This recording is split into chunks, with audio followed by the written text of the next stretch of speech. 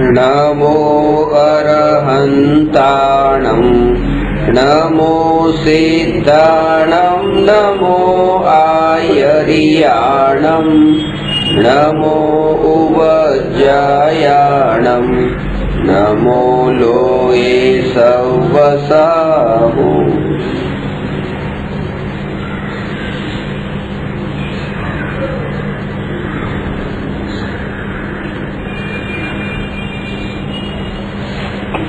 प्रश्न नंबर 300।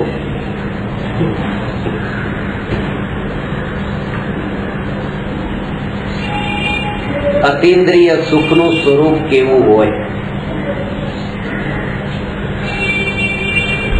299 પ્રશ્ન જેને યથાર્થ રૂપે સમજાયા હોય એના માટે આ પ્રશ્ન જ નથી, કારણ કે 299 પ્રશ્નના ઉત્તરને જે યથાર્થ રૂપે સમજ્યો હોય એને તો આ પ્રશ્નના ઉત્તરને અનુભવ્યો હોય। અતીન્દ્રિય સુખના સ્વરૂપનો અતીન્દ્રિય સુખનું સ્વરૂપ કેવું હોય એવો તો એને અનુભવ થયો હોય, પણ જેને નથી થયો એને પણ એ જિજ્ઞાસા રહે છે કે એ સુખ કેવું હશે। અત્યાર સુધી ઇન્દ્રિય સુખની ચર્ચા કરી। સુખ હંમેશા ચર્ચા હંમેશા ઇન્દ્રિય સુખની થાય, અતીન્દ્રિય સુખની ચર્ચા ન થાય, અતીન્દ્રિય સુખની તો અનુભૂતિ જ થાય। કારણ કે અતીન્દ્રિય સુખની ચર્ચા સમયે પણ જે અનુભૂતિ થશે એ ઇન્દ્રિય સુખની જ અનુભૂતિ થશે, અતીન્દ્રિય સુખની નહીં થાય। કારણ કે અત્યારે જે તમે અતીન્દ્રિય સુખના સ્વરૂપને સાંભળીને જે અનુભૂતિ કરશો એ ઇન્દ્રિય સુખની અનુભૂતિ છે, એ કર્ણેન્દ્રિયના નિમિત્તથી ભોગવેલા શબ્દોની અનુભૂતિનું સુખ છે, ઇન્દ્રિય સુખ છે। એ મનના નિમિત્તે કરવામાં આવેલા વિચારોથી પ્રાપ્ત થયેલું સુખ છે, એ ઇન્દ્રિય સુખ છે, અતીન્દ્રિય સુખ નથી। એટલા માટે ડોક્ટર ક્યારેય પણ સ્વાસ્થ્ય પર ચર્ચા નથી કરતા, બીમારી પર જ ચર્ચા કરે છે કે તમને બીમારી છે, બીમારી આ છે, બીમારી આ છે। કારણ કે સ્વસ્થ વ્યક્તિની કોઈ પરિભાષા નથી, સ્વાસ્થ્યની પરિભાષા નથી, બીમારીની જ પરિભાષા છે। વધારે વધારે એટલું કહેવાશે કે આ બીમારીનું ન હોવું એ સ્વાસ્થ્ય છે, પણ એમાં પણ ચર્ચા તો બીમારીની જ થઈ। સ્વાસ્થ્યનો અનુભવ થઈ શકે છે પણ સ્વાસ્થ્યની ચર્ચા ન થઈ શકે, ચર્ચા હંમેશા બીમારીની થાય।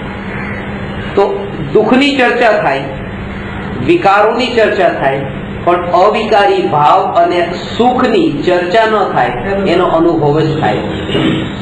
અને એટલા માટે જો કે ન થઈ શકે તેમ છતાં પણ ચર્ચા અહીંયા કરીએ છીએ, ત્યારે પણ એટલી જાગૃતિ રાખવી કે આ અતીન્દ્રિય સુખની ચર્ચામાં પણ લક્ષ્ય તો આપણું અતીન્દ્રિય સુખની અનુભૂતિનું જ છે, આમાં પણ સંતુષ્ટ ન થવું। વાત એ છે અતીન્દ્રિય સુખ, ઇન્દ્રિયથી અતીત એવું જે સુખ છે તે અતીન્દ્રિય સુખ છે। બે ભેદ બતાવ્યા છે, ઇન્દ્રિય સુખ અને અતીન્દ્રિય સુખ। જ્યારે આત્મા ઇન્દ્રિયોના નિમિત્તથી સુખને ભોગવે છે તો એ સુખને કહ્યું ઇન્દ્રિય સુખ। શરીરની પરિભાષા તો આ જ છે કે ઇન્દ્રિયોના નિમિત્તથી જે ભોગવેલું સુખ તે ઇન્દ્રિય સુખ, અને જે સુખને ભોગવવામાં ઇન્દ્રિયોનું નિમિત્તપણું નથી તે અતીન્દ્રિય સુખ। આમાં ત્રણ વાત છે, જ્ઞાન, ઇન્દ્રિય અને પદાર્થ। આ ત્રણ વાતને સમજજો। જ્ઞાન, ઇન્દ્રિય અને પદાર્થ। સામે રહેલો મીઠાઈનો ટુકડો તે પદાર્થ છે। મીઠાઈના ટુકડાને જાણવા વાળું જે જ્ઞાન જેના થકી જાણે છે તે આ ઇન્દ્રિય છે, જે જીભ છે। અને આ મીઠાઈ આ મીઠી છે એવું જે જાણવું, એવું જે જ્ઞાન, આ મીઠાઈ આ બરફી મીઠી છે એવું જે જ્ઞાન, એ જ્ઞાન એક ક્ષયોક્ષમ જ્ઞાન। આ ત્રણ વાત થઈ। એટલે બરફીનો ટુકડો તે મીઠાઈ, બરફીના ટુકડાને જાણવા વાળું જ્ઞાન જે છે એ જેના નિમિત્તે જાણે છે તે ઇન્દ્રિય, તે રત્નેન્દ્રિય, અને આ ક્ષયોક્ષમ જ્ઞાન કે જે સાક્ષાત એને જાણે છે. આ ત્રણ વાત થઈ. પદાર્થને જાણવા નિમિત્ત બનવા વાળી ઇન્દ્રિય, અને આ થયું જ્ઞાન, જેને સમયસારની 31મી ગાથામાં 3 શબ્દથી એને સમજાવ્યું છે કે આ બરફીનો ટુકડો તે ભાવેન્દ્રિયનો વિષય, આ જે રસના ઇન્દ્રિય તે દ્રવ્યેન્દ્રિય, અને જે જ્ઞાન છે જે મીઠાઈને જાણવા વાળું છે કે આ મીઠી છે, એ જ્ઞાનનું નામ ભાવેન્દ્રિય છે. અને આ ત્રણે ત્રણ અનિત્ય છે, તેથી તેનાથી પ્રગટ થનારું સુખ પણ અનિત્ય છે. બરફી ક્ષણિક છે, જીભ ક્ષણિક છે, અને જ્ઞાન જે ક્ષયોક્ષમ જ્ઞાન એ પણ ક્ષણિક રહે છે. એટલા માટે સુખ જે છે એ સુખ પણ ક્ષણિક રહે છે. વાત સમજાય? આ ત્રણે ત્રણ ક્ષણિક છે, અનિત્ય છે.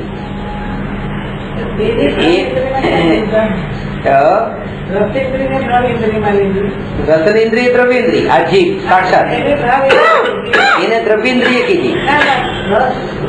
અને રસનેન્દ્રિયના નિમિત્તે જે જ્ઞાન છે આત્માનું, એ જ્ઞાન ભાવેન્દ્રિય. એ જ્ઞાન કેમ? કારણ કે એ જ્ઞાન ખંડ ખંડ રૂપ છે.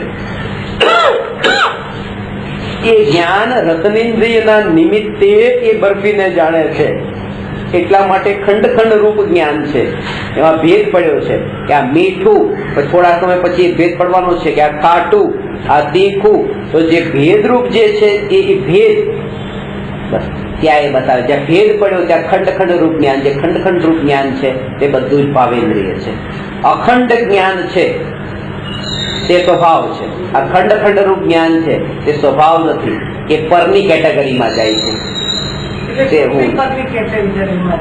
સુખની જ્ઞાનની વાત ચાલે છે. ત્યારે પેલા જ્ઞાનની વાત કે આ જે જ્ઞાન છે, જે જ્ઞાન ઇન્દ્રિયોના નિમિત્તે જાણે છે. તમે આંખના નિમિત્તે જે મને દેખી રહ્યા છો, તો આ જે તમારું જ્ઞાન છે, આ જ્ઞાન તે તમે નથી. કારણ કે આ જ્ઞાન જે છે જેને અવલંબન લીધું છે, કોનું? આંખનું. અને પછી આ જ્ઞેયને જાણવા રૂપે પરિણમ્યું છે. પણ જે ત્રિકાળ સત્તા સ્વરૂપ જે જ્ઞાન છે, એ જ્ઞાનથી તો આ જ્ઞાન જુદું છે. કારણ કે આ જ્ઞાન છે હમણાં 2 મિનિટ પછી, 2 સેકન્ડ પછી તમને ભૂલાઈ જશે કે તમે શું સાંભળતા હતા, શું દેખતા હતા. આ ક્ષયોક્ષમ જ્ઞાન છે, આ ભાવેન્દ્રિય એટલા માટે છે કારણ કે અનિત્ય છે, એ ટકી ક્યાં રહે છે. એટલા માટે કઈ વખતે વાત કરી હતી કે જેવી રીતે વસ્તુ માટે આકુળતા થાય છે કે ક્યારે આવે ક્યારે આવે, ભાવેન્દ્રિય માટે પણ આકુળતા થાય છે કે જે જ્ઞાન આપણે ભૂલાતું હોય, આ મને યાદ નથી આવતું, ભૂલાઈ ગયું. આપણે જે થોડા સમય માટે તો અંદરમાં ગુંગળામણ જેવું થાય છે કે આ કેમ યાદ નથી આવતું. એ જ્ઞાન છે, જે યાદ નથી આવતું તે જ્ઞાન છે, પણ તે હું નથી. જો એ હું હોઉં તો એ આકુળતાનું કારણ ન બને. તે પર છે. કારણ કે સ્વતા લક્ષ્ય જે એ હું હો, એ સ્વ હોય તો એના લક્ષ્ય તો નિરાકુળતા પ્રગટે. આ જે આકુળતા થઈ રહી છે કે જે યાદ નથી આવતું, એવું જે જ્ઞાન, એ જ્ઞાન પણ હું નથી, એ જ્ઞાન પણ ખંડ ખંડ રૂપ તરંગો છે. બીજી વાત, વસ્તુ અનિત્ય છે, તેથી વસ્તુનું જ્ઞાન પણ અનિત્ય છે. વસ્તુ અનિત્ય છે, વસ્તુનું જ્ઞાન પણ અનિત્ય છે, તેથી તેનું સુખ પણ અનિત્ય છે. 3 વાત.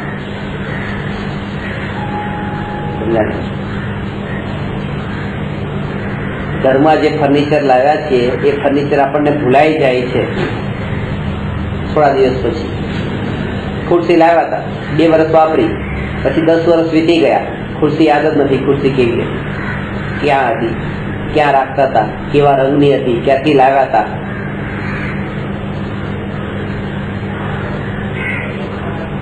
કઈ ખબર નથી. એ વસ્તુ છે અનિત્ય છે, તેથી વસ્તુનું જે જ્ઞાન હતું એ જ્ઞાન પણ અનિત્ય છે. જ્ઞાન પણ ન રહ્યું. વસ્તુ ન રહી તો જ્ઞાન કેમ રહે? અને તેથી કરીને તેનું જે સુખ હતું એ સુખ પણ અનિત્ય છે, એ પણ ન રહ્યું. કારણ કે ખુરશી જ ખબર નથી તો ખુરશીનો આનંદ કેવી રહે? એ જ વિધિ અહીંયા છે કે આત્મા નિત્ય છે, તેથી આત્માનું જે જ્ઞાન છે તે જ્ઞાન પણ નિત્ય છે, અને તેથી પ્રગટ થતું જે સુખ છે સુખ પણ નિત્ય છે. તે સુખનું નામ અતિન્દ્રિય સુખ છે, કારણ કે તે જ્ઞાનનું નામ અતિન્દ્રિય જ્ઞાન છે, કારણ કે તે આત્મા એ ઇન્દ્રિયોથી રહિત એવો શુદ્ધ જ્ઞાયક ભાવ છે. ભાવેન્દ્રિય સર્વેન્દ્રિય ને ભાવેન્દ્રિયના વિષયો એનાથી જુદો જ્ઞાયક ભાવરૂપ છે. તેથી તેને જાણનાર જ્ઞાન અને એ જ્ઞાનના ફળમાં પ્રગટ થતી જે સુખની અનુભૂતિ એ ઇન્દ્રિય જ્ઞાન, ઇન્દ્રિય સુખ અને ઇન્દ્રિયના વિષયોથી તદ્દન જુદું છે.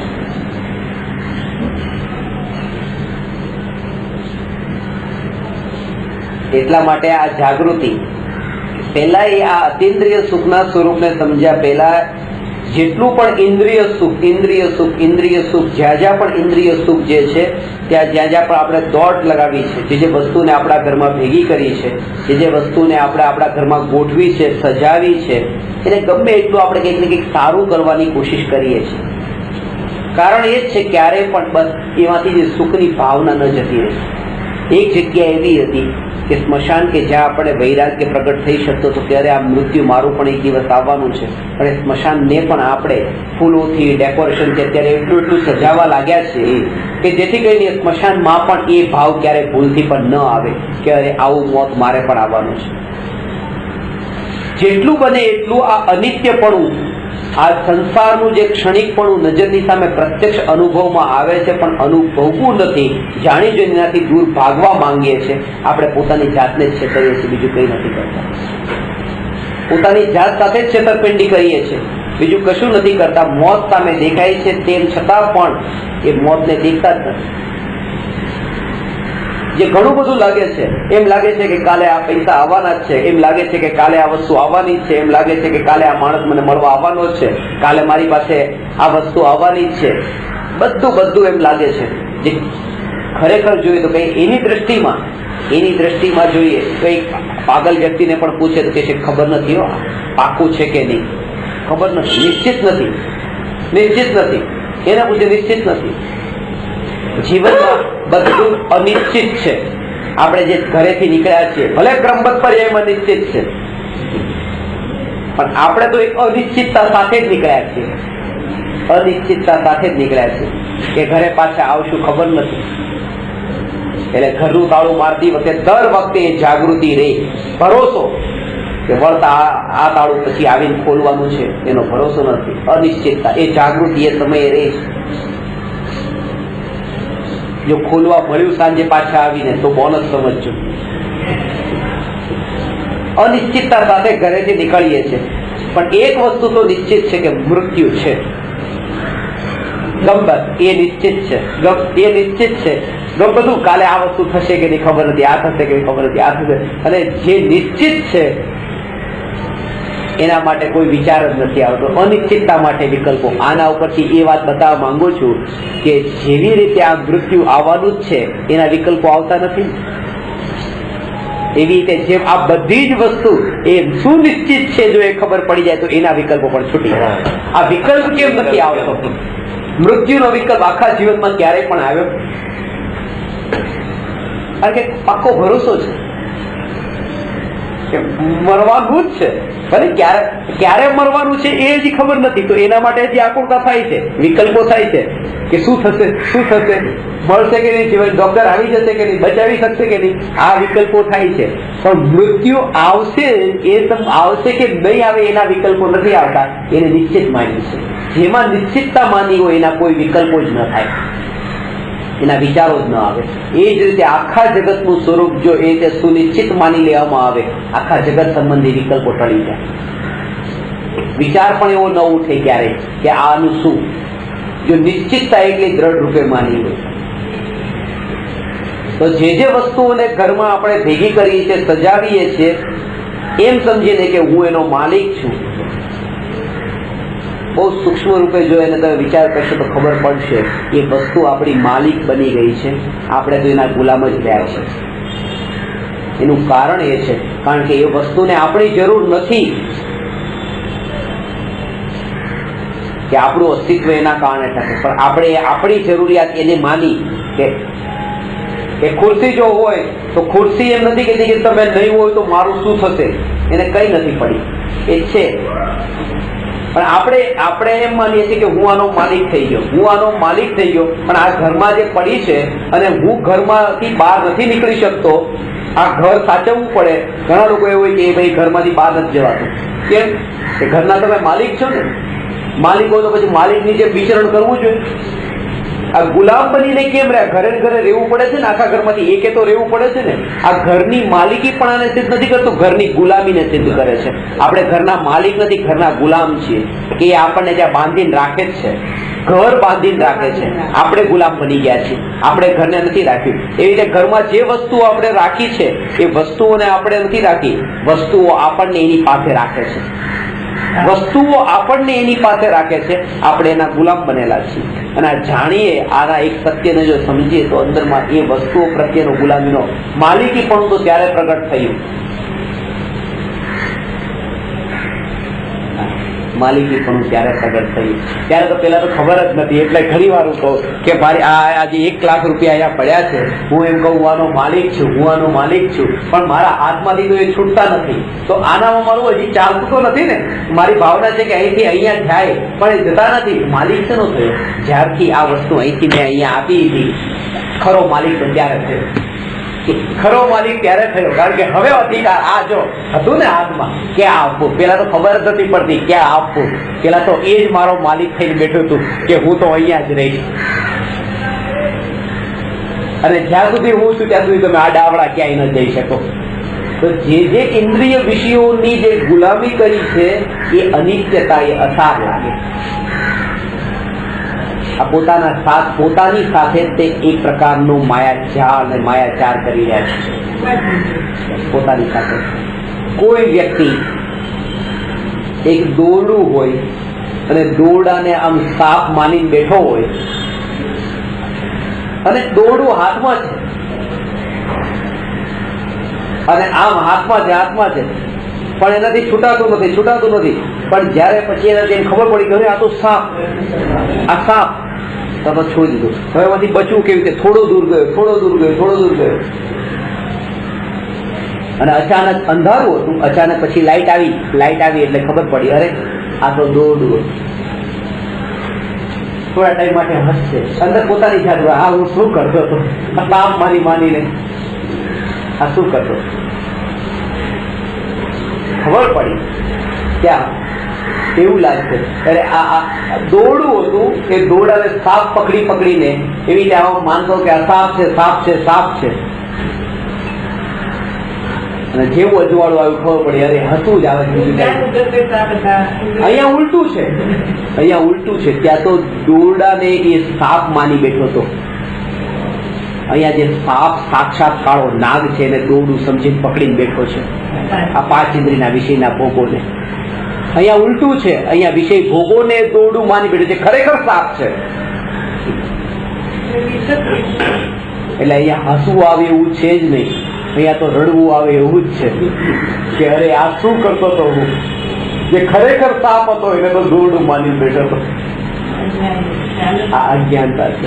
એટલા માટે અતિન્દ્રિય સુખનું સ્વરૂપ એ જીવને જ સમજાઈ શકે જે જીવને આ આખી પૃથ્વી, આ બધું અસાર રૂપ જ્યાં સુધી ન લાગે ત્યાં સુધી આત્મા, સમય એ સાર રૂપ ન લાગે, એને સમય સારની અનુભૂતિ ન થાય. જ્યાં સુધી આ બધું અસાર 2 ભાગમાં વિભાજિત ન કરે, આ તો મારો દીકરો છે એમ નહીં, એને અજાણ્યો જાણે, આ મારી દીકરી છે એમ નહીં, એને અજાણ્યો જાણે, એટલી દ્રઢતાપૂર્વક એ જાણીને કે આવતા ક્ષણે નિયમથી એને જાણવાનું નથી ક્યાં હું હોઈશ. નિયમથી જેને ભૂલવાનું છું એને હું ભૂલવાની તૈયારી હવે કરવા લાગુ. શરૂઆત અત્યારથી કરું. આ વિચાર પણ એને આવે છે જેને અનંતનો વિચાર કર્યો છે. અનંતનો એટલે અનંત મારું જીવન છે. અનંત મારું જીવન છે, અને અનંત જીવન છે. એમાં જે આ અત્યારે જે જણાઈ રહ્યા છે આ બધા તો ક્ષણભર માટે છે. તેથી કરીને એ પોતે નિત્યના લક્ષ્ય, અનિત્યતાનું લક્ષ્ય છોડી દે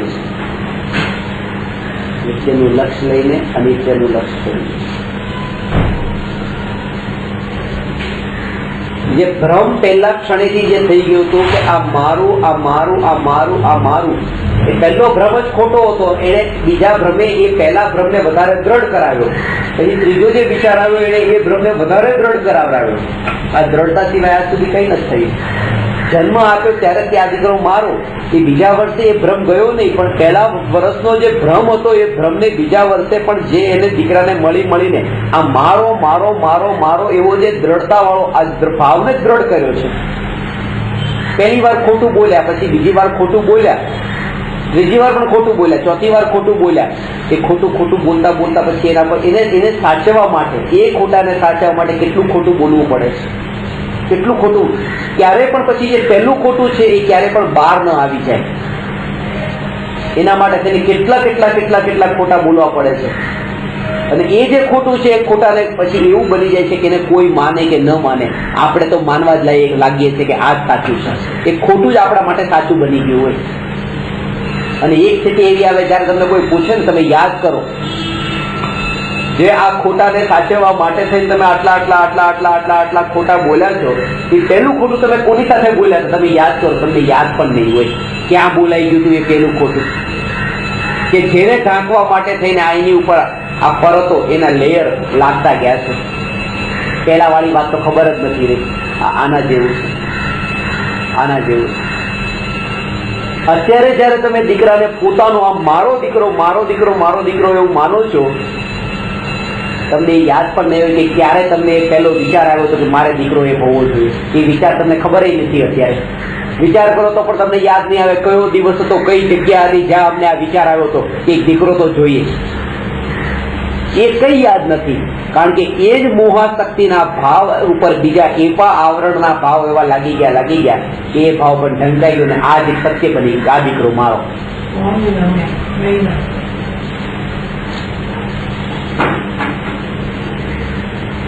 એટલે પ્રશ્ન અતિન્દ્રિય સુખનો છે, પ્રશ્ન સ્વાસ્થ્યનો છે, તેમ છતાં પણ ચર્ચા હું બીમારીની જ કરું છું, કારણ કે ચર્ચા હંમેશા બીમારીની થશે, સ્વાસ્થ્યની નહીં થાય. સ્વાસ્થ્યની તો અનુભૂતિ થશે, અનુભૂતિની પણ ચર્ચા કરશું, પણ એને પણ બીમારી સમજીને સમજશું કે આ પણ એક બીમારી છે. અતિન્દ્રિય સુખ પણ જે બતાવવામાં આવી રહ્યું છે કે આવું અતિન્દ્રિય સુખ હોય.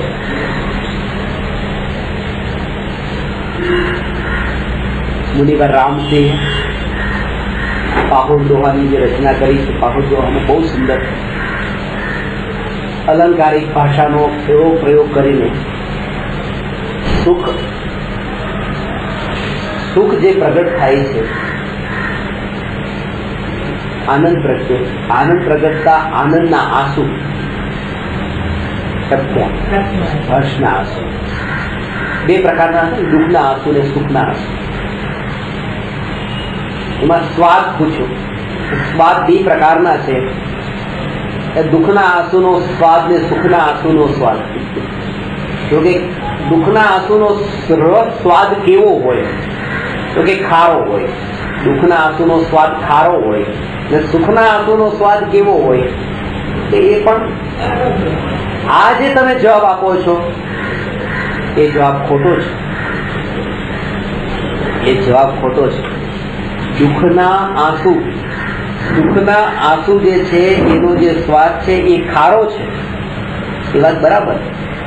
પણ સુખના આંસુનો સ્વાદ ખારો હોય આવું તમને ખબર જ નથી, કારણ કે આજ સુધી ક્યારે તમે એટલા સુખી થયા નથી કે એ આંસુ અહીંથી જીભ સુધી આવ્યા તમે ચાખ્યા હોય. એટલા હર્ષના આંસુ જ્યાં ખાલી જળમળિયા અહીંયા આવી જાય બસ, પણ આમ આંખમાં એટલી આંસુની ધારા વહે કે જીભ સુધી પહોંચે અને ચાખે એવું નથી બન્યું. દુઃખના તો ઘણા ચાખ્યા. આ એક અનુમાનથી તમે કહો છો, અનુભવથી નથી કહેતા કે આંખમાં જેમ સુખરૂપ જેમ દુઃખના આંસુનો સ્વાદ ખારો હોય, આ એના જેવું છે, જે ખાલી અનુમાનથી કીધું.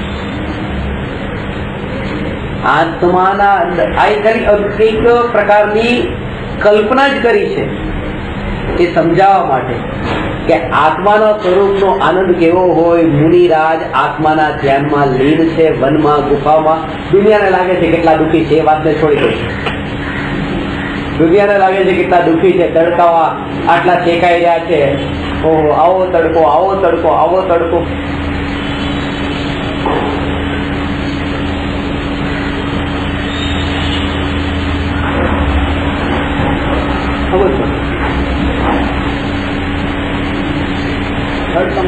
અને આનો અનુભવ ખાલી પ્રેક્ટિસ કરતા ખબર પડે છે.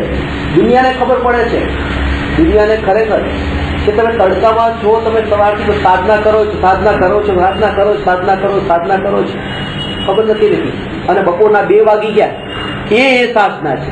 અને ખરેખર એમ લાગે, હમણાં હું થોડા વખતથી 2-3 દિવસ તારીખનો અભ્યાસ કરતો હતો સવારથી, તો ખબર ન પડે. શરીરની ક્રિયા થાય, શરીરનું કર્મ થાય, આખી ચામડીઓ બધી નીકળી ગઈ, આખા પોટલા બધે થઈ ગયા પગ ઉપર ઉભા, આખી ચામડી અંદરથી ફૂટી ગઈ, ખબર ન પડી. બપોરના 2 વાગ્યા તડકામાં ખબર ન રહી. પણ લોકોને દેખાણું, મમ્મી જોયું આ શું થઈ ગયું, આ શું થઈ ગયું, આવી ચામડીઓ અંદર નીકળી, પોટલા પડી ગયા આ પગમાં. સવારથી એવી રીતે બસ ઉભા બધે એક અભ્યાસ તો કરીએ આપણે. અભ્યાસ, અરે અભ્યાસમાં એવી સ્થિરતા આવે છે, એવો આનંદ આવે છે, ખબર નથી રહેતી કે બહારમાં જગત બધું છે. દુનિયાને દેખાય છે કે ચામડી બળે છે, લોહી બળે છે, શરીર શેકાય છે.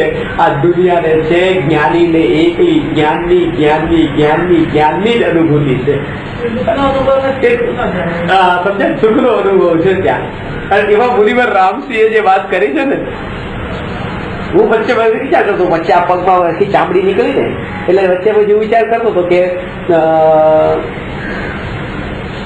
પુષ્પાબેનને આ વાત બતાવી કે આવો આનંદ હશે તો પુષ્પાબેન અભ્યાસ કરશે આવું. શું કરવાનું બોલો હવે આનું?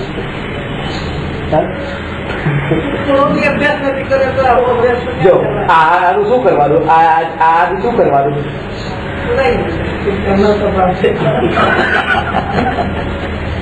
મેં કઈક બતાવશે, ઉપચાર બતાવશે, આનું આમ કરજો, આનું આમ કરજો, એમ નહીં.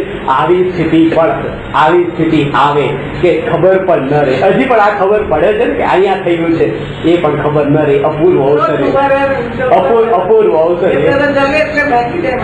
અપૂર્વ અવસર એવો ક્યારે આવશે? અને એ પ્લાનિંગ નથી કરવું. 2 વાગે જ ખબર, 2 વાગે જ ધ્યાન ગયું કે બસ હવે ઉપયોગ વિચલિત થાય છે. હું 2 વાગ્યાનું દર્શન કર્યું, 2 વાગે ખબર પડી.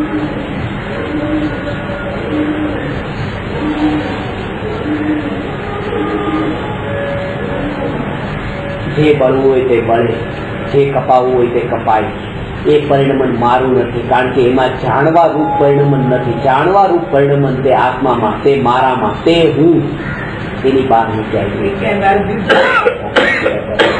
આ જાગૃતિ બળે. એટલે એ ભૂલીરાજ જયારે હાથ ધરીને એ જે આત્માની સાધના કરે છે, આત્માનું ધ્યાન કરે છે, એમાં એક ઉપમા આપી છે કવિએ કે અતિન્દ્રિય આનંદ એવો પ્રગટે કે અતિન્દ્રિય આનંદના હાથ ટપકે છે, હથેળીમાં ભરાઈ જાય. ચકલાઓ પાણી પીએ, એમાં ચકલાઓ પાણી પીએ. જ્ઞાનીના અતિન્દ્રિય આનંદના આંસુ પણ બીજાને જીવન આપે છે. કરુણા પાળવી હોય બીજાને તો આવી રીતે પાળવી કે આને ખવડાવો. આવશે જરૂર આવશે. બસ ભલે આ ભવે નહીં તો 2 ભવ પછી, 4 ભવ પછી આ વાત તમારા કાનમાં પડી છે ને, એટલે અત્યંત કરુણાથી તમારા માટે આ ભાવના પામશો. બસ કારણ કે આ વાત રૂચે છે તમને, અત્યંત પ્રીતિપૂર્વક આને સાંભળો છો, એ પામવાનો છે. પદ્મનંદી પંચવિંશતિકામાં સરસ્વતી પ્રતિષ્ઠિતેન યેન વાર્તાપી હિ શ્રુતા નિશ્ચિતમ સ ભવેદ ભવ્યો ભાવિ નિર્વાણ ભાજનમ. જેણે આ વાતને અત્યંત પ્રીતિપૂર્વક, અત્યંત પ્રસન્નતાપૂર્વક, જેવી રીતે આ પ્રસન્નતા જેમ બહારના વિષયોમાં જેમ હોય એવી ઉલ્લાસ ને એવો ભાવ આમાં જો આવે. કોઈ સ્ત્રી એવી તો પોતાના પુરુષને મળવા જતી હોય, નવા લગ્ન થયા, એમાં કેટલો ઉલ્લાસ, ક્યારે મળું. પછી એમાં મીરાને કૃષ્ણ સાથે ક્યારે ભેટો થાય, એમાં તો હજી કે વિશ્વાસ પ્રેમ બતાવવા માટે એમ કે એમાં તો હજી કોઈ કામના નથી, કોઈ કામ વાસના નથી, કઈ નથી, પણ ક્યારે પ્રાપ્ત થાય.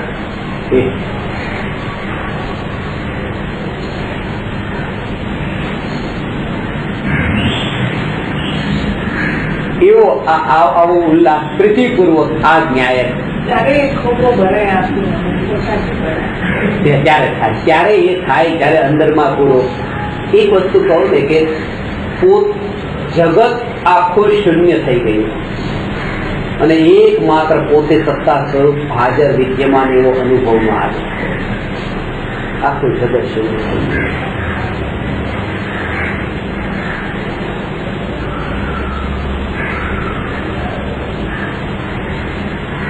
અનંત જેવો આજ માર્ગથી પામ્યા છે. ન્યાય પ્રાપ્ત થતા એ યાત્રા બહુ ટૂંકી છે, પછી કઈ નથી. કારણ કે બધું જ અહીંયા છે, ક્યાંય જવાનું નથી, ક્યાંય ભાગવાનું નથી. એ ઘરથી અહીંયા સુધી પણ પછી આવવાનું નથી, અને અહીંયા તમે આવી પણ ગયા હો તો અહીંથી પછી ત્યાં ઘર સુધી જવાનું નથી.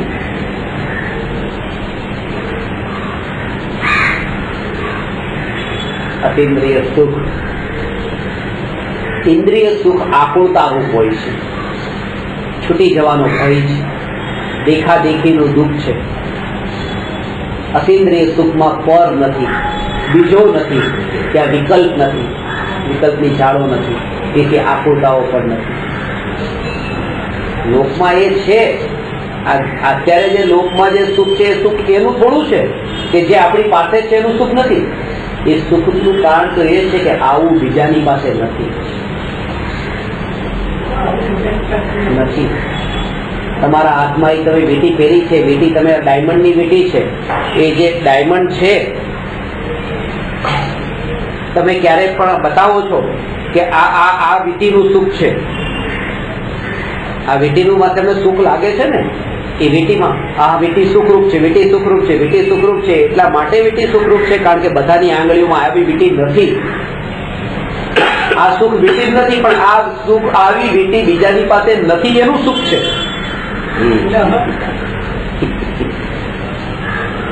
ઇન્દ્રિય વિષયોમાં પણ એને કારણ એ છે, ક્યારે પણ આ વીંટી એ હીરો છે, આ હીરોને આ બે વસ્તુ તમારી સામે હોય, તમે કોને બચાવવા માંગો? પેલા આંખને સીધી વાત છે, પણ તમને ક્યારે પણ એવો ભાવ આવ્યો છે કે આંખમાંથી હું આમ બતાવું બધાને, આંખમાંથી એ મારી પાસે આંખ છે?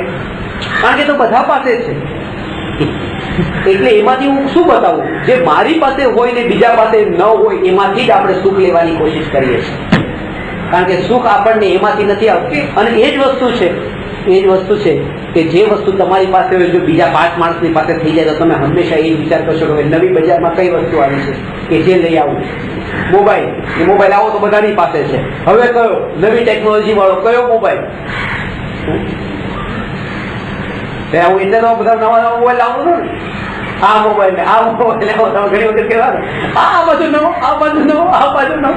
40,000 નો મોબાઈલ, 50,000 નો મોબાઈલ, 50,000 નો મોબાઈલ તો કોઈની પાસે નથી, મારા સ્ટુડન્ટ કોઈની પાસે નથી.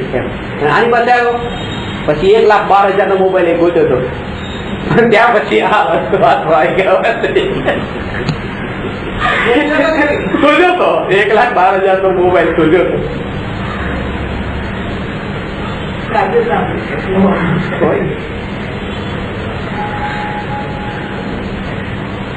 પણ આ કે મારી પાસે જે છે એ બીજાની પાસે નથી એનું સુખ છે પોતાને. અને જો પોતાની પાસે આ છે તો હવે પછી તરત જ કરાવ્યો છે બતાવવાનો આપણને શોખ છે.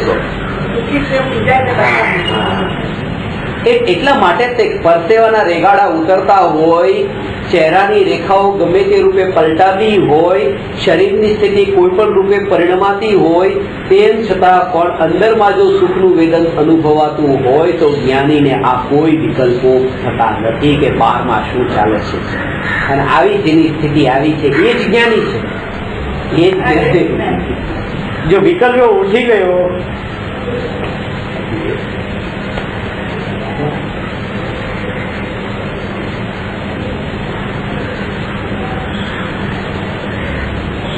અતિન્દ્રિય સુખનું સ્વરૂપ કેવું હોય તો પહેલા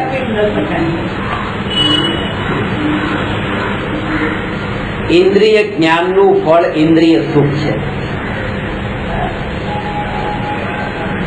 અતિન્દ્રિય જ્ઞાનનું ફળ અતિન્દ્રિય સુખ છે. પાંચ ઇન્દ્રિય માત્ર પૂતગલનું જ્ઞાન કરવામાં નિમિત્ત બને છે, આત્માને જાણવામાં નહીં. સુખ તો એને જોઈએ છે, એટલે તો મરીને પણ આ જે પાંચ દ્રષ્ટાંત આપ્યા હતા ને, કયા પાંચ દ્રષ્ટાંત? પાંચ ઇન્દ્રિયના જે વિષયોના, હા એ પાંચ. એમાં જે પહેલું બતાવ્યું હતું હાથી, મચ્છર, ભમરો, પતંગિયું અને હરણ. આ પાંચ ઇન્દ્રિયોના વિષયોને ભોગવવા માટે એ મરીને પણ સુખને લેવા માંગે છે. એટલે કે અમૃતચંદ્ર આચાર્ય કીધું છે કે તમને મારે આ કહેવાની જરૂર નથી કે તમે મરીને પણ આ કરો, કારણ કે તમે મરીને કરવા તો તમે તૈયાર જ છો, કારણ કે ઘણી વાર આવું કર્યું છે. ખાલી આત્માનું આ એક મરીને નથી કર્યું એમ. એટલે કે મરીને પણ તું આત્માની વાત સાંભળ. અહીં કથમ અભી મૃત્યુવા તત્વ કૌતુહલી સન અનુભવ મૂર્તે પાર્શ્વવર્તી મુહૂર્ત. તત્વનો કૌતુહલી સન.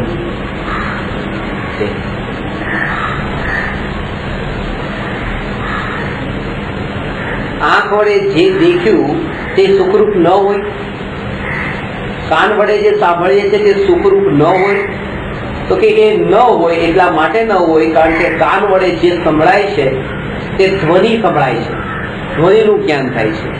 આંખ વડે જે જ્ઞાન થાય છે તે વર્ણનું જ્ઞાન થાય છે. આ જે પાંચ ઇન્દ્રિયો વડે જે જણાય છે એ માત્ર પૂતગલ જણાય છે. તેથી ઇન્દ્રિયો વડે જે પણ જ્ઞાન થયું છે તે સુખરૂપ ન હોય. પૂતગલ એ પરનું અનુભવ્યું ને પરને અનુભવેલું જ્ઞાન જે છે તે વિકલ્પ રૂપ છે. વિકલ્પ રૂપ છે તે દુઃખરૂપ છે.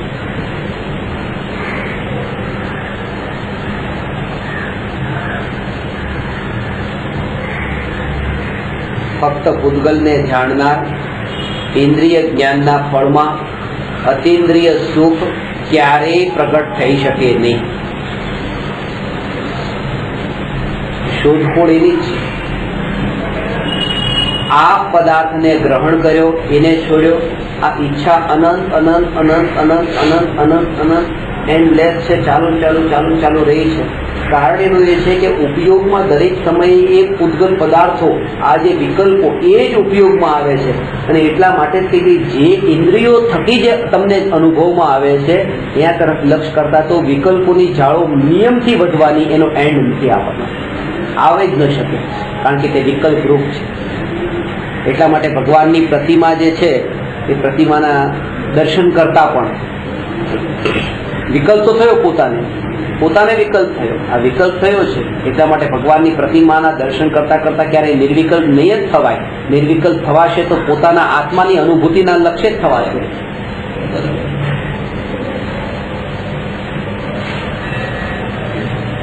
એક શ્રીરાજજી ઉપર પ્રવચન આવતું હતું ટીવી ઉપર, એમાં બતાવતા હતા. તો એ કહેતા હતા કે જે લોકો આ આપણા ભગવાનની પ્રતિમા છે ને કોઈ મૂર્તિ કહે ને તો કે મારું તો અંદર લોહી ઉકળી જાય કે મૂર્તિ કેમ કહે એને. ભગવાનની મૂર્તિ શબ્દ વાપરે એમ, પ્રતિમા કે મૂર્તિ એમ નહીં, ભગવાન છે અમારા માટે એમ. એટલે એટલો આમ કે એટલો ગુસ્સો આવી જાય કે ઘણી વખત એટલે કે અમે મૂર્તિ કહીને એક લાફોથી તોડી દો એમ કે તમાચો મારી દો એને આમ કે.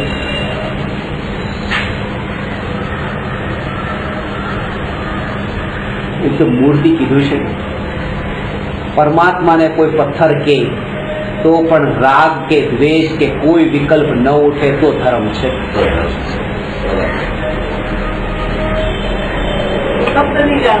આ વાત ખાસ સમજવા જેવી છે, કારણ કે મોટા ભાગે તો એવું જ છે.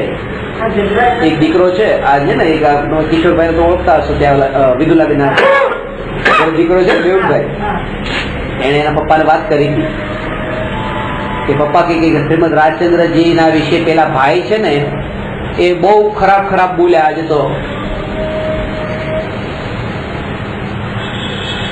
પેલા તો ચૂપચાપ દેખતા રહે.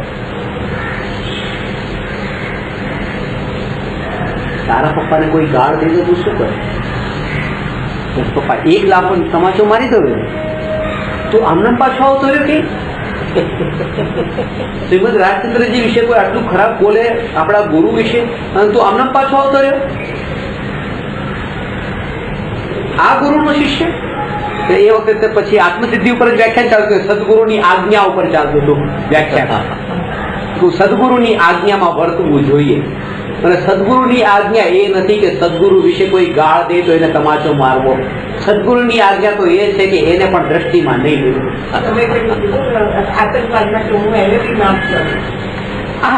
આ ગુરુ પ્રત્યેનો તમને મહિમા ભાવ જે છે ને, મહિમા ભાવ, આ મહિમા ભાવ આનું નામ છે. મહિમા ભાવ આનું નામ છે. સમજાણી વાત. આ બહુ મુશ્કેલ છે. ભલે તમે બહુ તમને એમ લાગે છે મારા વિશે કોઈ પણ કઈ ખરાબ બોલે તમારાથી સહન થાય નથી થતું ને. એક શબ્દ પણ કોઈ પણ કેમ તો સિદ્ધાર્થ હું અજીવાનો ઝઘડા ઉપર ન ઉતરી જાવ, પણ એમને કહી દે આવું તમે નહીં કહો, એમને આમ નહીં કરો, આમ નહીં કરો, ગમે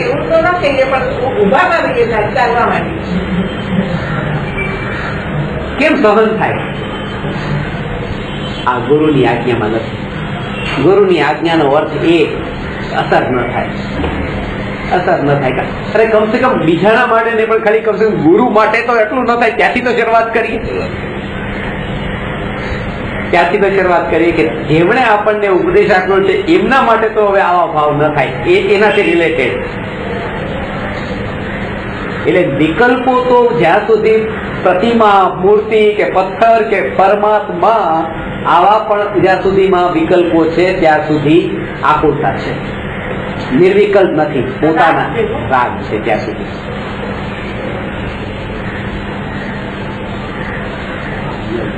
અધૂરાપણું ન લાગે. આ ખરેખર જેને આ લક્ષ્ય સ્વભાવનું માન્યું છે ને, 3 દિવસની યાત્રા, 3 દિવસની ટ્રાવેલિંગ છે ટ્રેનમાં, કે માનો એવી રીતે 70 કલાક સુધી એવી રીતે જવાનું છે, ટ્રેનમાં જવાનું છે, આવવાનું છે.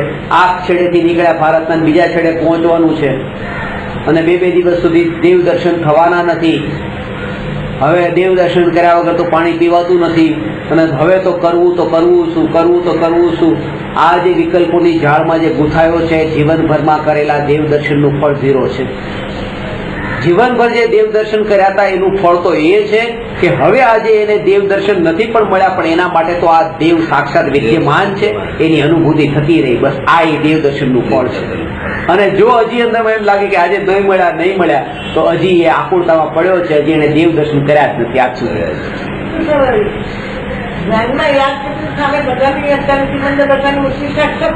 તો પછી શું કામ જાવ છો સિમંદરજી ના લઈ?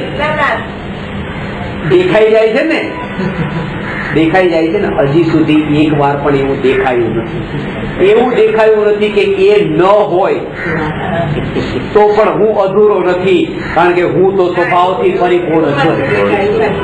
સ્વભાવથી પરિપૂર્ણ છું. આમાં પણ તમને શું દેખાડું કે ત્યાં મૂર્તિ હતી અને અહીંયા પણ તમે મૂર્તિ દેખાડી. પેલું હતું એ ચક્ષુ ઇન્દ્રિયના નિમિત્તથી જે જ્ઞાન થતું હતું મંદિરમાં, એમાં તમે સંતોષ માન્યો. હવે મનના નિમિત્તે જે મૂર્તિ તમને યાદ આવી ગઈ એમાં સંતોષ માન્યો. ઇન્દ્રિયના નિમિત્તે થતું જ્ઞાન કે મનના નિમિત્તે થતું જ્ઞાન, માન્યું સુખ પરમાં. અંદરમાં જે નિર્વિકલ્પ સ્વરૂપ જે ભગવાન આત્મા જે છે, જે ના તો ઇન્દ્રિયોથી દેખાય છે, ના આંખથી દેખાય છે, જેના મનથી જેનો વિચાર થાય છે, એવો જે અનુભવમાં આવે છે, બસ માત્ર એને તો દેખ્યો જ નથી. એ જયારે અનુભવમાં આવે છે ત્યારે પેલું જે ચક્ષુ ઇન્દ્રિયથી દેખ્યું અને મનથી જે વિચાર્યું હતું એ સફળ થયું એમ કહેવાય. વિચાર્યું એટલે મન વચ્ચે આવ્યું.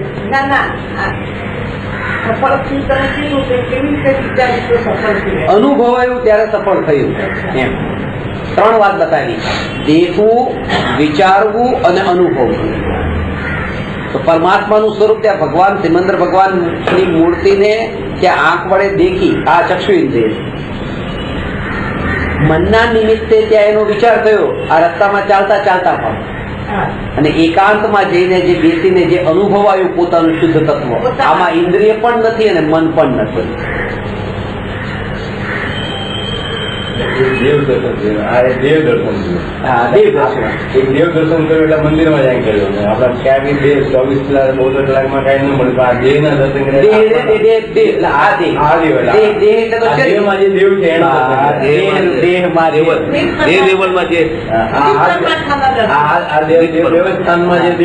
એને આપણા દર્શન એ જીવ જ નમોકાર મંત્રમાં પૂછે છે. દેવ દર્શન કરવા વાળો નહીં. આ દેહરૂપી દેવળમાં જેને આપણે નવકાર મંત્ર ગણીએ છીએ એનો તો વિચાર કરતા નથી કે જેની આપણે પૂજા કરીએ છીએ એમને મહાવીર ભગવાનને આદિનાથ ભગવાન વગર ચાલ્યું કે નહીં, પાર્થનાથ ભગવાન વગર ચાલ્યું કે નહીં, અને ચાલ્યું ને એટલે તો આપણે એમની પૂજા કરીએ છીએ. એ સ્વાધીન રહ્યા, પરાધીન ન થયા, પરતંત્ર ન થયા, અને તેમ છતાંય તે આપણે તો પરતંત્ર જ થઈએ છીએ. એકવાર સ્વાધીનપણાનો અનુભવ તો કરી જોઈએ કે મારે કોઈની જરૂર નહીં, ત્યારે મહાવીર ભગવાનની મારે જરૂર નહીં. એકવાર હા તો પાડે કે હા નહીં, આ દેવમાં રહેલો દેવની જરૂર છે, એની જરૂર પણ નથી. એ તો છે દેવમાં હાજર છે, હાજર જ છે. એને યાદ કરવો જરૂરી છે. હા, એને યાદ. બસ એની જાગૃતિ બની રહે. એમને કારણ આ નથી, આમને કારણ એ છે. બરાબર ને? હા, એ મહાવીરને કારણ આપણે નથી, આપણે કારણ મહાવીર છે. બસ, કારણ કે અહીંયા જ્ઞાન ન હોત તો મહાવીર છે કે પથ્થર છે કે મૂર્તિ છે કોને ખબર પડે. મેં 2 દિવસ પહેલા જ વાત કરી હતી. મેં આ જેને જેને માટે પણ એક ગુમાનભાઈ છે એમને જે છે ને ખરેખર એક પામશે. અમુક જીવ ધનરાજભાઈ માટે પણ મેં કીધું ત્યાં સિક્કાનગર આ જીવ ભોળો જીવ છે, કોણો જીવ છે, આ કઈ પામશે. તમારી માટે મેં 2 દિવસ પહેલા વાત કરી એક રાત જયારે એ ભલે જેવા તે ચંદ્રમાં એવી સ્પર્શી જાય છે એમને અમુક કારણ કે આવી સતત પહેલા દિવસથી બધા હામાં હા પાડવી ને પણ બહુ મોટી વાત છે. હામાં ખાલી કહેવા માટે નહીં, અંદરથી ખબર પડે છે કે ના આ દોડ મટાડવા જેવી છે. કેમ કે વિષયોની દોડમાં આજ સુધી આટલું ફર્યો, મને કઈ ન મળ્યું, પણ આજે એક વસ્તુ મને મળી ગઈ. વિષયોની પાછળ દોડતા એની પાછળ દોડતા મને આજ સુધી કઈ ન મળ્યું, પણ આજે એક વસ્તુ મળી ગઈ કે એની પાછળ દોડવાથી કઈ નથી મળતું એવો બોધ મને મળી ગયો, એવી સમજણ મને મળી ગઈ. આ દોડ ભાગ કરતા તે આ એક રહસ્ય જીવનનું હાથમાં આવી.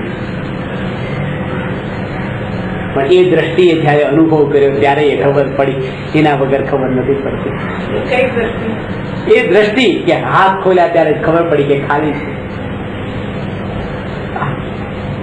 જરાસંઘનું એ આવે છે કે જ્યારે એનો જન્મ થયો જરાસંઘનું એનો જન્મ થયો ત્યારે એ એટલો હસ્યો છે ત્યારે લોકો કોઈ બતાવી નતા શક્યા, આજ સુધી પણ એવું બતાવી ન શક્યા કે એ કેમ હસ્યો હશે. પણ મને એનો વિચાર આવ્યો હતો કે કેમ હસ્યો હશે એનું કારણ મને ખબર છે.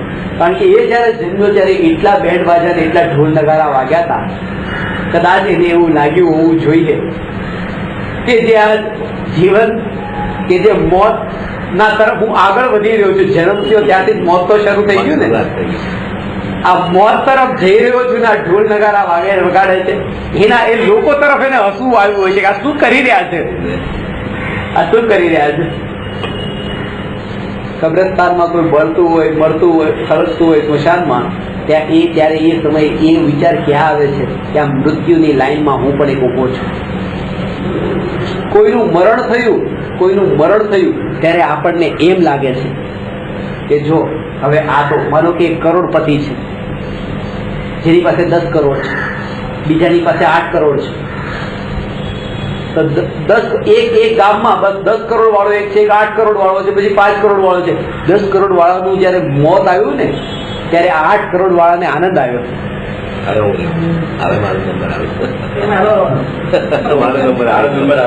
પણ આ વાત કરતા રોમટા ઉભા થાય છે કે જ્યારે એ 10 કરોડ વાળાનું મોત આવ્યું ત્યારે આ 8 કરોડ વાળાનો નંબર આવ્યો ત્યારે એને એ વિચાર કર્યો કે મળવા વાળાની જે લાઈન હતી એમાં પેલો આગળ હતો, એ તો હવે ગયો, હવે આ લાઈન થોડી આગળ વધી, હવે આગલો વારો મારો છે. એ દ્રષ્ટિએ વિચાર નથી કરતો કે આગળ હજી જ્યાં સુધી એ હતો ત્યાં સુધી હું હજી દૂર હતો, કારણ કે આગળ લાઈનમાં કોઈ ઊભું હતું. આગળ લાઈનમાં કોઈ ઊભું હતું મરવા વાળું, હવે એ તો મરી ગયો, હવે તો આગલો વારો મારો જ છે, એ વિચાર જ નથી આવતો. એને વિચાર આવે છે કે 8 કરોડનો માલિક બીજો કોઈ નથી, હવે તો હું જ છે. સમજદાર તો એ વિચાર કરે છે કે આગલી લાઈનમાં જે હવે લાઈનમાં જેટલા લોકો હતા એ લાઈન થોડીક આગળ ગઈ, હવે તો હું આગળ મોતની આગળ. જ્યારે હું સ્મશાનમાં જાઉં ત્યારે આ વિચાર કરું કે આ જે છે આ મોતની લાઈન થોડી આગળ વધી છે, આ હું મોતની નજીક પહોંચ્યો છું, આ એ નથી મર્યો, એને તો જગ્યા કરી છે. મોતની જે લાઈનમાં જે છે એમાં હું આગળ નીકળ્યો છું. આ જાગૃતિ રહી તો આ જીવનમાં જ તે ક્ષણિકપણાનો બોધ થાય અને નિત્યનો અનુભવ થાય. વિચાર કરવાનો દ્રષ્ટિકોણ આખો ઉલટો છે કે એ ગયો સારું થયું, અરે શું સારું થયું?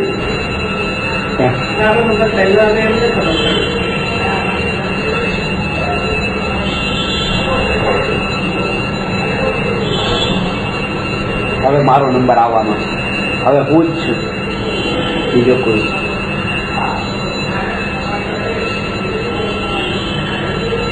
અનિત્યતાની અસારતા માટે અને આ જેમ જેમ તમે સાંભળો આ અસારતા તેમ પછી વિકલ્પોની જાળમાં એટલા ઊંડા નહીં થશે. આ સહજ રૂપે ફસાવાનું છૂટશે.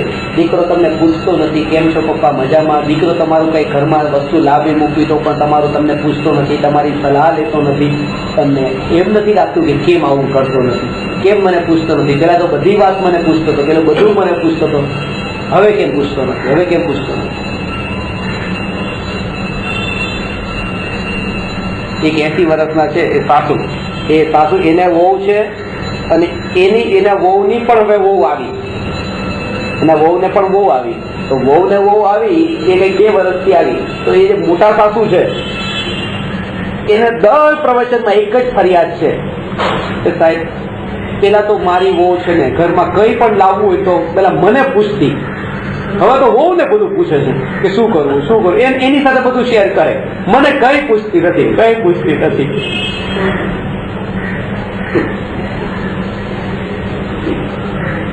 મહેમાનની જેમ બનાવી દીધી છે મને તો, કારણ કે એને તો માલિક બની રહેવું છે, મહેમાન બની નથી રહેવું, માલિક થવું છે, મહેમાન નથી થવું આ ઘરનું. એટલે મને પૂછે, કારણ કે કઈ પૂછે નહીં તો ઘરના મહેમાન થઈ જાય.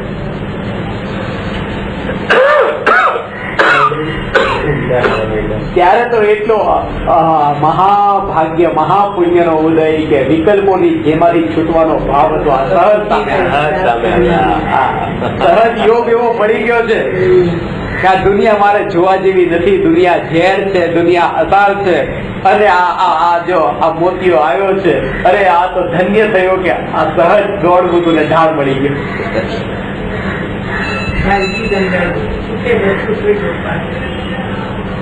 ધન્ય ભાગ્યશાળી પોતાને માન.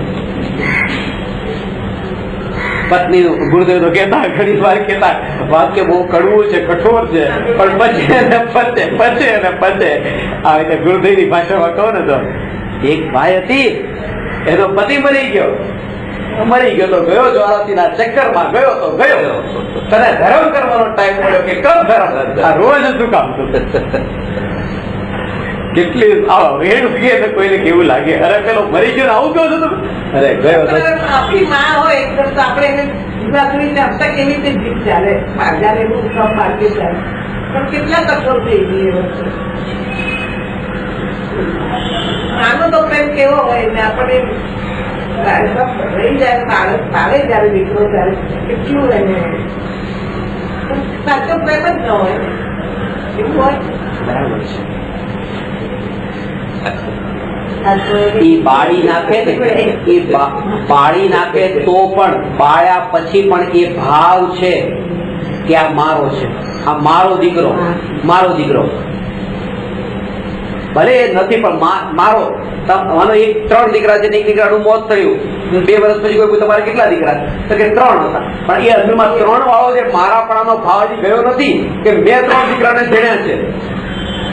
એવું નથી કે હું એક પણ દીકરાને જણવા વાળો નહીં, હું ન્યાયક ભાવ એવું ક્યાં છે? ત્યાં પણ એ જ છે ને કે 3 ભલે એ તો મરી ગયો તો પણ ભાવ તો ત્યાં પણ છે. શા માટે પૂછ્યું? એટલા માટે એ બાળીને પણ ભલે બાળી દે છે પણ બાળીને પણ મોહનો ભાવ છૂટતો નથી અને કોઈ ન પણ બાળે 6 મહિના સુધી તો પણ મારો નથી એ ભાવ છે રામને. ભલે દિવાસળી પણ તો પણ ભાવ છે કે મારો નથી. આ મારા પણ અંદરથી છૂટવું જોઈએ, બાળીને નહીં, કારણ કે બાળીને તો છૂટતું જ નથી. એવી રીતે બાળીને છૂટતું હતું જે લોકોનું ઘર બળી જાય છે એ લોકોને પછી ઘરનું મારા પણ છૂટી જવું જોઈએ. આ મારું ઘર હતું બાજુ. એ વર્ષો સુધી બતાવે કે અહીંયા મારું ઘર હતું, અહીંયા પડે.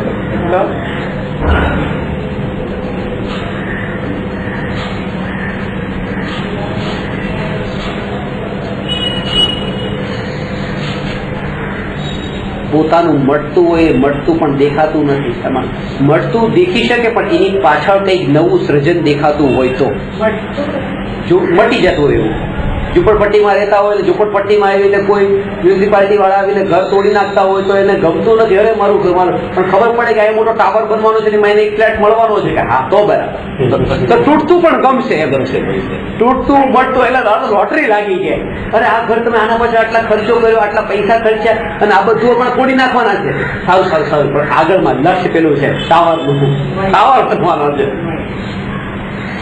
લોકો એવા બિલ્ડિંગો તો પેલા લે, એવા ઘર પેલા લે. આ ભુલેશ્વરમાં ઘણી જગ્યાએ કે આ ઘર લઈ લો, આ ઘર લઈ લો, કારણ કે 2 વર્ષ પછી ટાવર બનવાનો છે. હમણાં બધા ડિમાન્ડ એવા ઘરની બધા ડિમાન્ડ છે જે તૂટવાના હોય.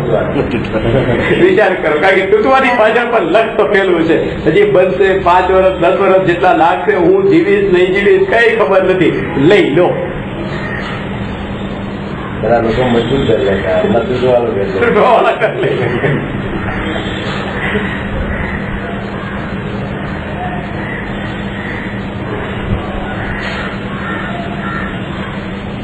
અતિન્દ્રિય સુખનું સ્વરૂપ એવું છે કે અતિન્દ્રિય સુખમાં વ્યક્ત કરવાની વાત જ નથી. જ્યાં વ્યક્ત કરવાનો પણ વિકલ્પ છે ત્યાં પાછું ઇન્દ્રિય અને મનનું નિમિત્તપણું આવી જાય છે. આ બહુ ખતરનાક આદત છે.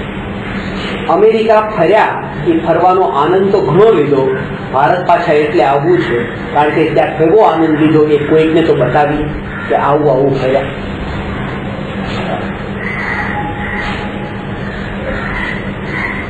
બતાવીએ આ ફોટા શું કામ પાડીએ છીએ?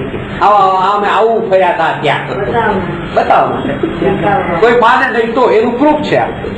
કોઈ ન માને કે તમે આવો અલાસ્કાનો આવો ફોલ જોયો કે આવી રીતે બરફ જોયો અને કેનેડા ગયા હતા ત્યાં આવું જોયું, એ કોઈ ભરોસો ન મૂકે.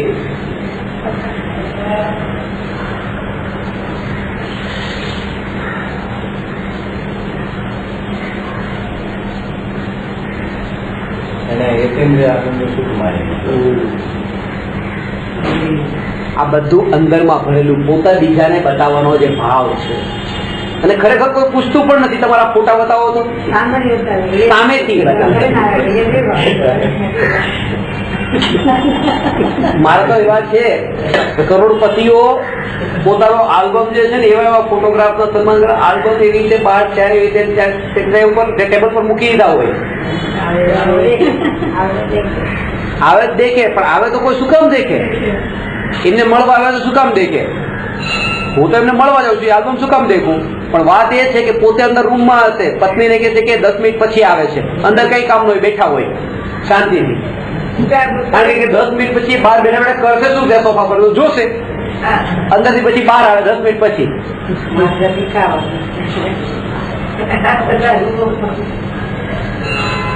અનુભવથી તો બધું ઠીક નથી.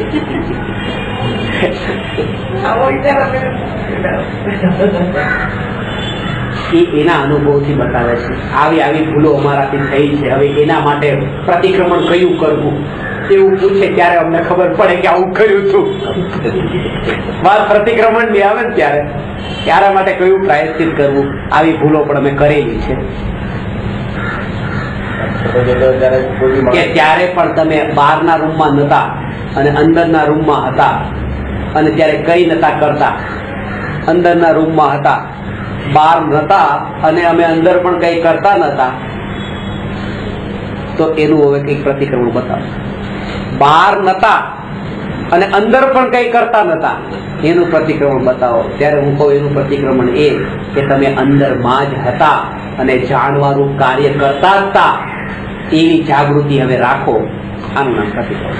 બહાર ક્યાંય ગયા જ નથી, બહાર નતા એમ નહીં, બહાર જઈ શકે, અંદરમાં જ હતા, અંદરમાં હતા અને કઈ કરતા નતા નહીં, જાણવાનું કાર્ય કરતા. આ સ્વભાવનો આશ્રય આવી ગયા. તમે કેમ એમ માનો છો કઈ કરતા નતા? કરતા હતા. સ્વભાવ ચિંતન નો અંધા સ્વભાવ, જાણવાનું કાર્ય કરતા હતા, કામ વગરના નતા બેઠા. એ કામ કરતા તો હવે જાણવામાં નતું, હવે જાણો એ કામ બાર ફોટા જોતા હશે, ઓલા એમ કરતા. હવે એ જ્ઞાન એ તો જ્ઞાન હતું ને, એ જ્ઞાન તો હતું. એ જ્ઞાન જે છે એ જાણવાનું પરિણામ છે.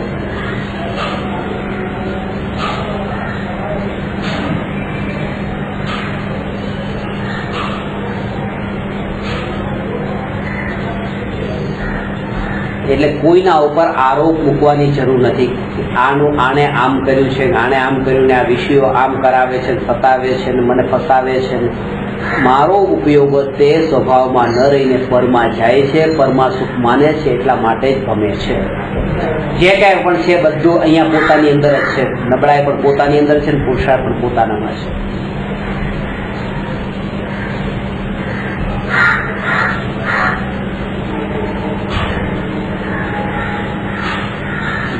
खुद को खराब कहने की हिम्मत नहीं रही है, इसलिए लोग कहते हैं जमाना खराब है. खुद को खराब कहने की हिम्मत नहीं रही, इसलिए लोग कहते हैं जमाना खराब है. अरे आ दुनिया બહુ ખરાબ છે, જમાનો બહુ ખરાબ આવ્યો. ખરાબ જમાનો નથી આવ્યો, પોતાને ખરાબ કહેવાની હિંમત નથી. એ જ છે આપણે પોતે ખરાબ, પોતે નબળાઈ પોતાનામાં જ છે એમ, બીજાનામાં નહીં. આને આમ કર્યું, આને આમ કર્યું, આને આમ કર્યું નહીં, પોતાનામાં જ આ નબળાઈ છે. અને એ જ છે, તમે આમ કેમ કરો છો એવું જયારે તમને કોઈ કહે ને ત્યારે આટલી જાગૃતિ, આ સ્વીકાર કરવાની તાકાત નથી. ત્યારે સામાવાળામાં સ્વીકાર કરવાની તાકાત નથી, એટલે તમારા ઉપર એને દોષ નાખ્યો છે કે તમે કેમ આવું કર્યું. પણ હવે તમે રિએક્ટ નહીં કરતા, કારણ કે તમારામાં એ તાકાત છે. પાછી સાંભળીને ચૂપ રહેવાનું, પણ વાંધો નહીં, જે કાંઈ નથી કર્યું. પોતાનો સ્વભાવ નહીં છોડવો, જાણવાનો સ્વભાવ જાણ્યો.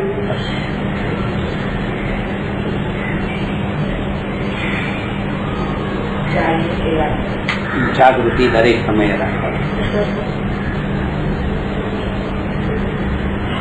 દરેક સમયે જાગૃતિ. પોતાને અધૂરો નહીં માનો, પોતે પરિપૂર્ણ. દેવ દર્શન ન થયા તો કે જમવું તો જમવાનું તો છે, પાણી તો પીતા નતા, પણ આજે જમવું પડશે. એ વાંધો નહીં, ચલો. ઘણા લોકો એવી રીતે પછી શું કરે કે આજે આટલા રસ છોડી દઈએ, એ રસ છોડી ના ખાય, ત્યાગ કરી લઈએ એમ, વિગઈ ન. આ બધું મનને મનાવવાનું છે. ખરેખર એ છે, ખરેખર તો એક જ વાત છે કે જો એ સમયે પણ પોતાની પરિપૂર્ણતાનું ચિંતન એને ચાલતું હોત ને તો બસ એ સહજતા રૂપે નથી, સહજતા. દેવ દર્શન કરવા જોઈએ, પણ એ સહજ એવો યોગ થયો ને કર્યા તો ઠીક છે. પણ એના પાછળ આના પાછળ પણ ક્યારેક એવો રાગ ન થઈ જાય, કે પછી બીજા દ્વેષના ભાવ ઉભા થઈ જાય.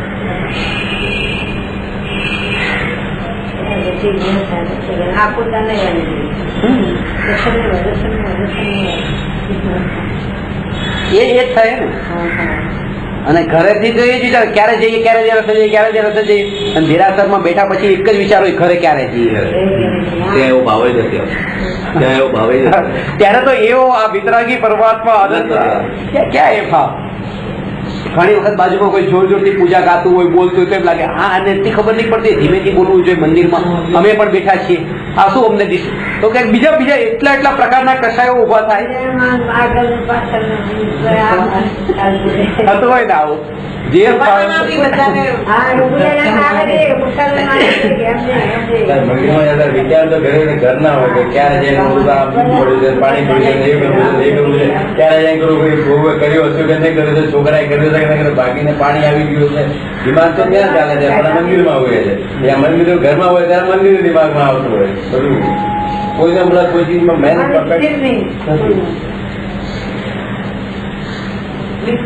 બધું ભૂલી જવું જોઈએ, ચાલે.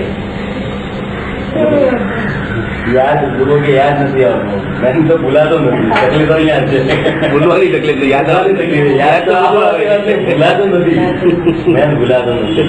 મુખ્ય એ છે. શરીર ગયું છે પણ મન તો ત્યાં જ રહ્યું ને ઘરમાં.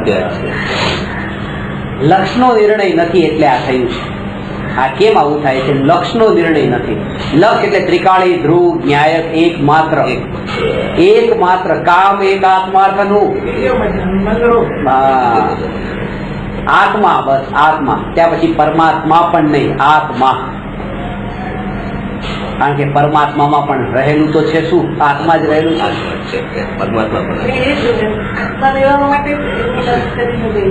એટલે લક્ષ, આ લક્ષનો નિર્ણય, લક્ષનો નિર્ણય અપૂર્ણ ન માને, અધૂરો ન માને, ખાલી નથી. હું પરિપૂર્ણ છું, પરિપૂર્ણ છું. સમજાણું? આ દીકરો નથી, આ પૈસા નથી, આ વસ્તુ નથી, આ ઘર નથી. હું અધૂરો નથી, હું પરિપૂર્ણ છું. હું ખાલી નથી, હું પરિપૂર્ણ છું.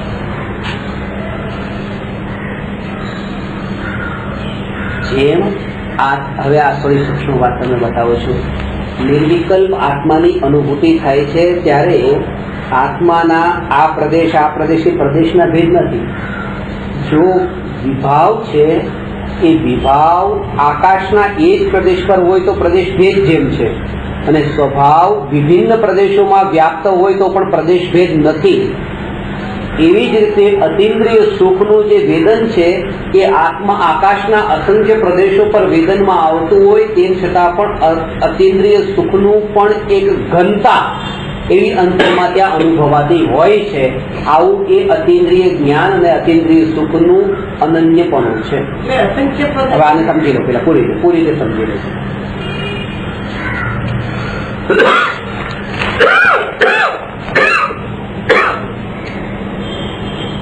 એક સ્થાન પર બેસીને એવી રીતે આત્માના સ્વરૂપનો વિચાર કરીએ છીએ કે હું આત્મા. જાણનાર જાણનાર જાણનાર જાણનાર જાણનાર જાણનાર આત્મા. શરીરની જે રચનાઓ છે, શરીરના અંગો પાંગની રચનાઓ છે અને શરીરના સંયોગોમાં રહેલા પરપદાર્થો, જેની રચનાઓ છે, જેના આકારો છે, જેની ગોઠવણ છે, આ બધું જ દ્રષ્ટિમાંથી ગૌણ કરીને જાણનાર માત્ર. એ જે જાણનાર માત્ર, એવું જે જ્ઞાન માત્ર, એ જ્ઞાન માત્ર ક્યાં? જ્ઞાન માત્ર અસંખ્ય પ્રદેશ. આજે શરીરના જ્યાં પણ આ વેદનને આજે અનુભવ થાય છે, હજુ પણ ખાસ સમજો, જ્યાં પણ આ અનુભવ થયો છે, આ અનુભવમાં આ બધામાં જે વેદન થાય ને, જ્યારે પણ આ પીડા થાય ત્યારે આ બધી પીડામાં જ્યારે આ ઠંડાપણાનો જે અનુભવ થયો ને, ઠંડાનો, ગરમનો, આ સ્પર્શનો, આમ નહીં, પણ ત્યાં માત્ર આ જે વેદન માત્ર કહેતા જ્ઞાન માત્ર. કેવું જ્ઞાન? કડક, નરમ, ઠંડુ, ગરમ નહીં, જ્ઞાન માત્ર. તો આજે આ બધા પ્રદેશોમાં, જેમ અસંખ્ય પ્રદેશોમાં જેમ આ જ્ઞાન માત્ર જેમ છે, અને એ જ્ઞાન માત્ર અસંખ્ય પ્રદેશોમાં હોવા છતાં પણ એક રૂપ, અહીંયા એમ નહીં. જેમ ત્યાં એકપણા રૂપ આવી જે અનુભૂતિ છે, એકપણા રૂપ અનુભૂતિ તો સર્વ પ્રદેશોમાં વ્યાપ્ત છે, પણ એકપણા રૂપ, આ એકપણા ઉપર જોર આપું છું. એક સુઈ લીધી, તમને અહીંયા મારી, તમે કીધું મન નહીં મારો ને, પછી મેં અહીંયા મારી, તમે પાછા બોલે મન નહીં મારો ને, તમે અહીંયા મારી, તમે કીધું મન નહીં મારો ને. તો અહીંયા આમ બધામાં પ્રદેશ ભેદ છે, પણ બધામાં આ એકપણા રૂપ અનુભૂતિ છે. આ બધું એક. જેમ જ્ઞાનના પ્રદેશોમાં અસંખ્ય પ્રદેશોમાં વ્યાપ્તપણું હોવા છતાં પણ એની એકતા, એની જે ઘનતા, એવી જે અભેદતા છે, એવી જ અભેદતા અતિન્દ્રિય સુખનું આહલાદ સ્વરૂપ એવું જે આનંદની ધારા જે પ્રદેશે છૂટે છે. આ પ્રદેશ આનંદની ધારા છૂટે છે.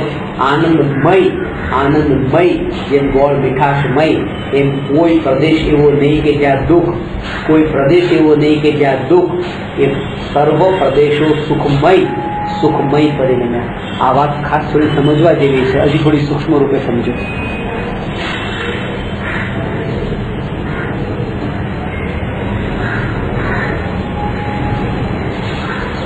જ્યારે સુખ પ્રગટ થયું, અતિન્દ્રિય સુખ પ્રગટ થયું, ત્યારે ચારિત્ર મોહના ઉદયથી રાગાદી ભાવ પણ છે કે નહીં?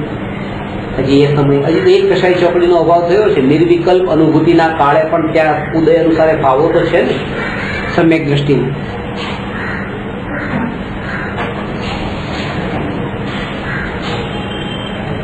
એ સમયે પણ જે ભાવો છે તો ભાવોથી દુઃખ છે ને. જો દુઃખ છે તો આત્માના અસંખ્ય પ્રદેશો, સર્વ પ્રદેશો સુખમય થયા એમ કેમ કહો છો? પછી કોઈ પ્રદેશો તો દુઃખમય કહો, જ્યારે પૂરેપૂરા સુખી તો થયા નથી. પણ વાત એ છે કે અસંખ્ય પ્રદેશોમાં સર્વત્ર અતિન્દ્રિય સુખનો અનુભવ. તો પછી જે રાગ જે છે એ રાગ એ શું થયું? તો રાગના પ્રદેશો જુદા, અને રાગથી થવા વાળું જે દુઃખ, એ દુઃખ છે જે હજુ એ પણ જુદા પ્રદેશો ઉપર છે, જુદા પ્રદેશો ઉપર છે. એ અનુભૂતિમય પરિણમેલો જે આત્મા, અનુભૂતિમય પરિણમેલો આત્મા, એ સિદ્ધોની અનુભૂતિ જેવી છે એવી જ અનુભૂતિ રૂપે પરિણમેલો આત્મા, એમાં તો ક્યાંય પણ દુઃખના પ્રદેશો પણ નથી ને ક્યાંય રાગના પ્રદેશો પણ નથી. એ પ્રદેશો તો સુખમય અને અસંખ્ય પ્રદેશો એવા અભેદ, એવા એક રૂપ સુખમય. જેમ જ્ઞાન અસંખ્ય પ્રદેશોમાં એક રૂપ જ્ઞાનમય, એવી રીતે સુખ પણ અસંખ્ય પ્રદેશોમાં વ્યાપ્ત એવું એક રૂપ, એવું સુખમય ત્યાં અનુભવમાં આવે છે, અનુભવ રૂપ પરિણમે છે. ભાવે અભેદ અભેદ થઈ ગયું કે ભાવથી વધશે.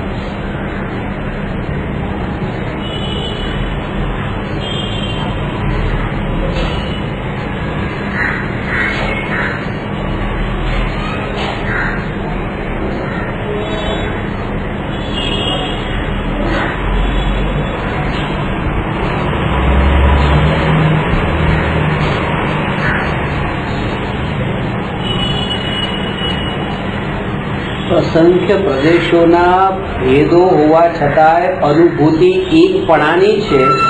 એ એકપણાની અનુભૂતિનું સ્વરૂપ આવું છે.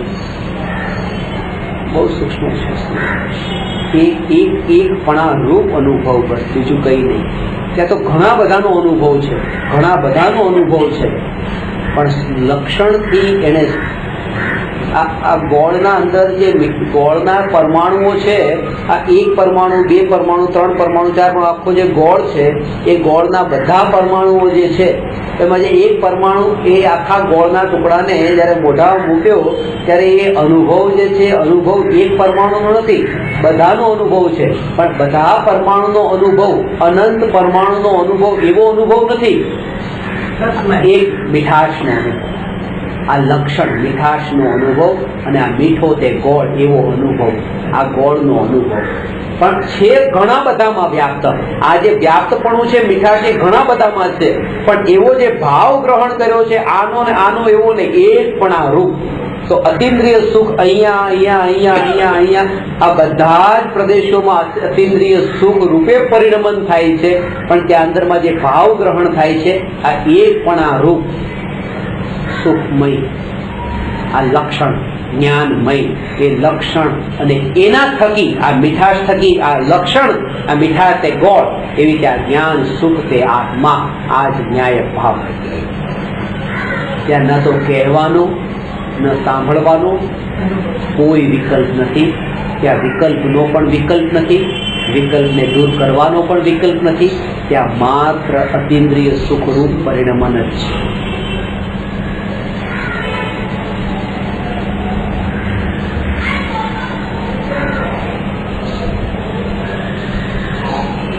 આવું સ્વરૂપ પણ જ્યારે તમારા કાનમાં પડ્યું ત્યારે પણ દુઃખ જ તમને થયું, સુખ ન થયું. કારણ કે ત્યારે પણ તમને એક એવો વિકલ્પ થયો, ઓહો આવું અપૂર્વ સ્વરૂપ અનુભૂતિમાં ક્યારે આવે. આ વિકલ્પ પણ દુઃખરૂપ થયો. એટલા માટે કહ્યું કે અતિન્દ્રિય સુખની ચર્ચા ન થઈ શકે, એનો માત્ર અનુભવ જ થઈ શકે. આવો અનુભવ સર્વને થાય એવી નમો અરહંતાણં નમો સિદ્ધાણં નમો આયર્યાણં નમો ઉવજ્જાયાણં નમો લોએ સૌ